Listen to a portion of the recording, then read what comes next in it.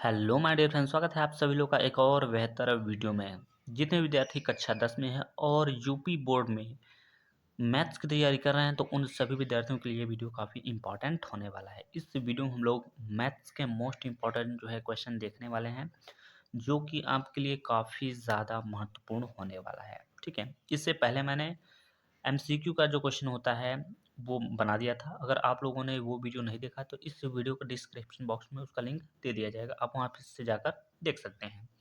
तो चलिए हम लोग समझते हैं अपने प्रश्न को। तो यहाँ पर आप देख सकते हैं, ये पहला प्रश्न है और पहले प्रश्न में क्या बोल रहा है। देखिए, क्वेश्चन बहुत ही ज़्यादा इंपॉर्टेंट है। आपको पता होगा कि आपके अपने बोर्ड एग्जाम में कि जो 2 नंबर वाले प्रश्न होते हैं वो टोटल 6 क्वेश्चन आते हैं। तो यहाँ से आपको मिलने वाला है कितना, 12 नंबर। ये नंबर जो है आप इसको छोटा नंबर मत समझने की गलती करिएगा, ठीक है, क्योंकि यही नंबर से कोई बच्चा पास हो सकता है, फेल हो सकता है, ये नंबर पे डिपेंड करता है, ठीक है।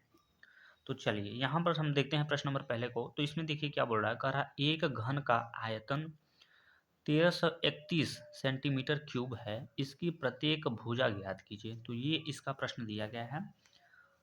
तो चलिए सबसे पहले आपको लिखना होगा यहाँ पर सॉल्व या फिर हल। तो मान के चलिए हम लिख देते हैं यहाँ पर सॉल्व। ठीक, अब हमें क्या दिया गया है, एक घन का आयतन दिया गया है। तो आयतन बराबर हम लिख लेंगे यहाँ पर भाई, कितना हमें दिया गया है। तो आयतन हमें दिया गया है 1331 दिया गया है। तो 1331, ठीक है। और देखिए घन का आयतन का जो सूत्र होता है वो होता है क्या, ए पे पावर 3। तो ए पे पावर 3 का मान आपको दिया गया है 1331। अब देखिए यहाँ पर आपको क्या करना है, ए पे पावर 3 को ज्यों का त्यों लिखना होगा। ये जो आप देख सकते हैं 1331 लिखा है, ये कितने का घन है, तो ये भाई 11 का घन है। आप सभी को घन, घनमूल, वर्ग, वर्गमूल ये सब याद होने चाहिए। तो अब यहाँ से देखिए ये 3 से 3 यहाँ पर कट जाएगा, तो यहाँ पर ए का मान आपका निकल के आएगा कितना, 11। तो यानी भुजा का मान हमने कितना ज्ञात कर लिया, 11 ज्ञात कर लिया। तो यही हो जाएगा आपके क्वेश्चन का करेक्ट आंसर, ठीक है। तो आई होप आप सभी लोगों को ये क्वेश्चन समझ में आ गया होगा। इतना क्वेश्चन आप लोग हल करेंगे तो आपको 2 नंबर यहाँ से दे दिया जाएगा, ठीक है। कितना नंबर, तो 2 नंबर, ठीक है। देखिए कितना छोटा सा क्वेश्चन था, 2 नंबर यहाँ से आपको प्राप्त हो गया। तो चलिए समझते हैं अगले वाले क्वेश्चन को। तो यहाँ पर देख सकते हैं भाई, ये है आपका क्वेश्चन नंबर दूसरा। और क्वेश्चन नंबर दूसरे में क्या बोल रहा है, समझने का प्रयास करिएगा।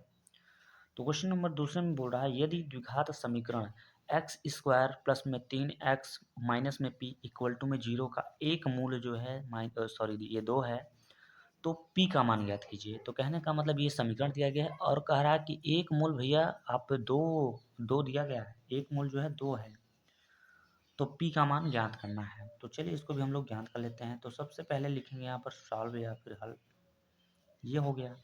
उसके बाद जो इक्वेशन है हमारा, जो इक्वेशन है क्या दिया गया है, तो एक्स स्क्वायर और प्लस में दिया गया है क्या, 3x माइनस में क्या दिया गया है, p इक्वल टू में क्या दिया गया है, तो 0 दिया गया है, ठीक है।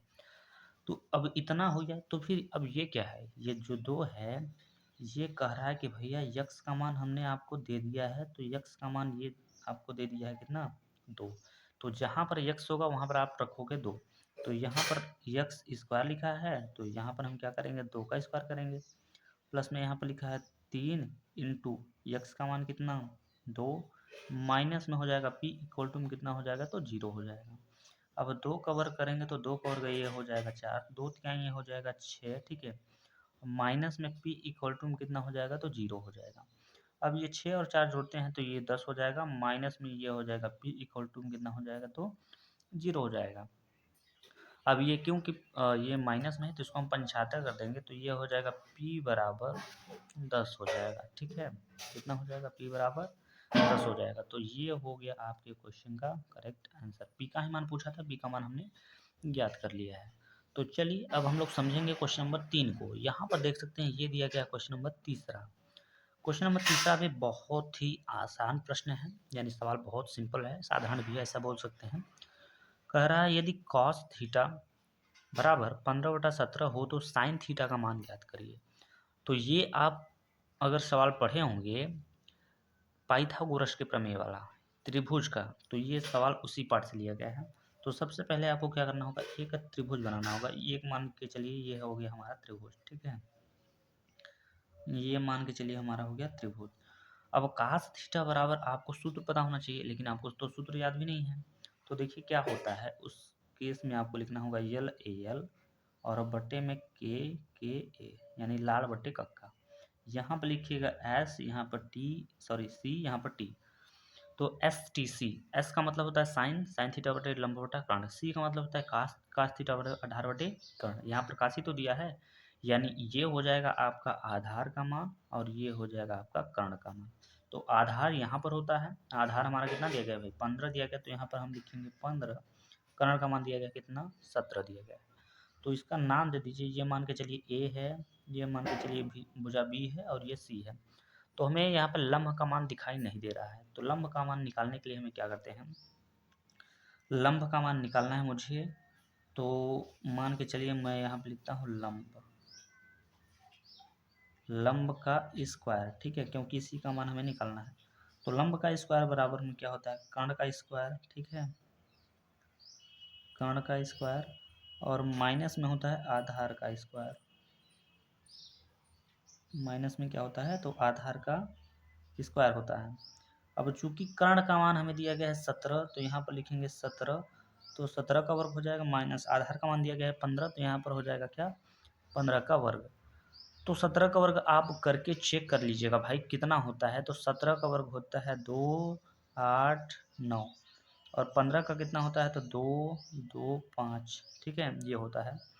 इसको घटा लेते हैं, तो 9 में से 5 जाएगा तो यहाँ पर 4 बचेगा, 8 में से 2 गया तो 6 बचेगा, और 2 से 2 कैंसिल हो जाएगा। अब चूंकि इसमें लगा है, ये इसको देखिए भाई, यहाँ पर देखिए लंब स्क्वायर देखेंगे तो लगा हुआ है, ठीक है, यहाँ पर देखेंगे लंब स्क्वायर है।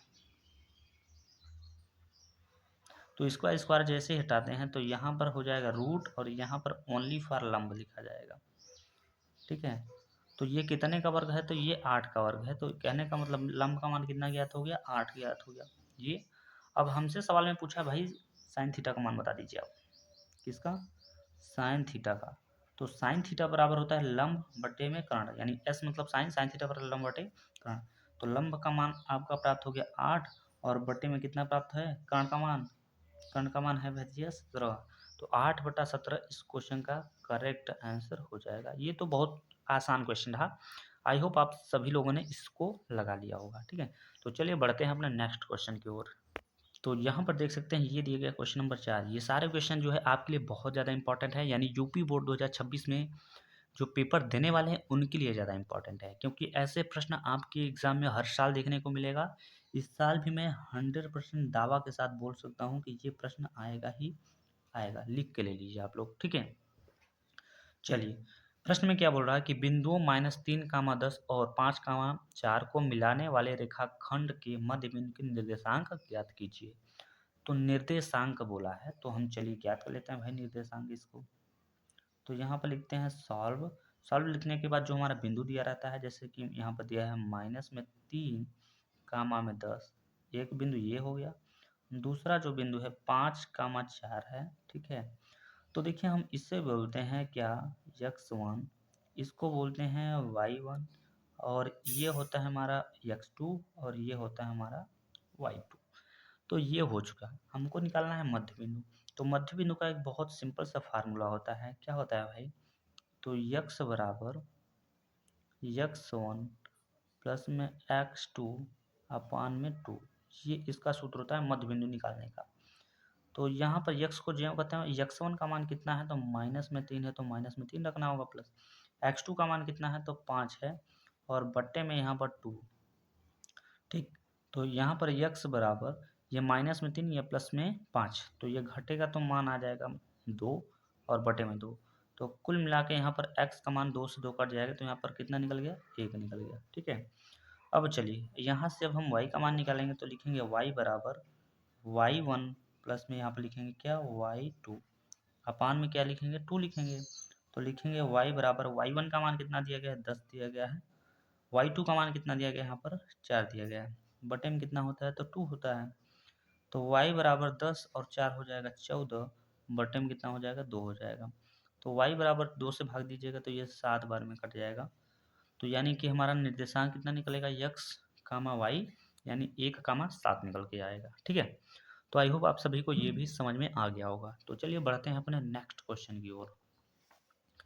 यहाँ पर देख सकते हैं ये है आपका क्वेश्चन नंबर 5। ठीक है, ये पांचवा है और ये वाला छठवा है। पहले पांचवा हम लोग सॉल्व कर लेते हैं, उसके बाद छठवा की ओर चलेंगे। तो क्वेश्चन नंबर 5 में क्या बोल रहा है कि एक लंबवृत्तीय शंकु के, ठीक है, शंकु के आधार की त्रिज्या कितना दिया गया है, 3.5 सेंटीमीटर तथा तिर्यक ऊंचाई जो दिया गया है इसका 12 सेंटीमीटर है। शंकु की तिर्यक ऊंचाई ज्ञात कीजिए। ठीक है, ये क्वेश्चन में दिया गया है।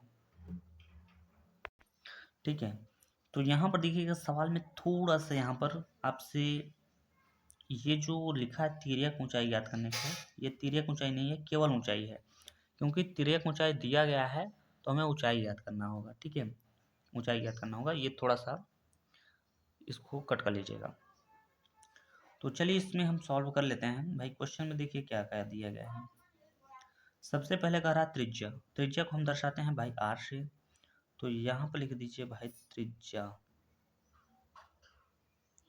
त्रिज्या r बराबर कितना दिया गया है, तो 3.5 दिया गया है। उसके बाद कह रहा है ऊंचाई को हम दर्शाते हैं h से। h बराबर कितना हो जाएगा, 12 सेंटीमीटर, ये दिया गया है, 12 सेंटीमीटर दिया गया है।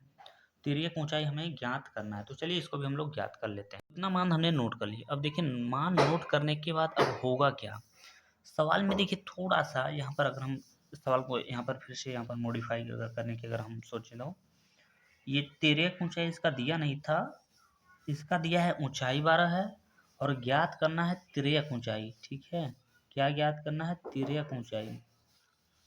सवाल में थोड़ा सा लिखते समय थोड़ा सा गलत हो गया था, इसको आप लोग समझिए। ठीक है, ऊंचाई 12 सेंटीमीटर दिया गया, तिर्यक ऊंचाई ज्ञात करना है। तो तिर्यक ऊंचाई का जो सूत्र होता है लिख देते हैं यहाँ पर, तिर्यक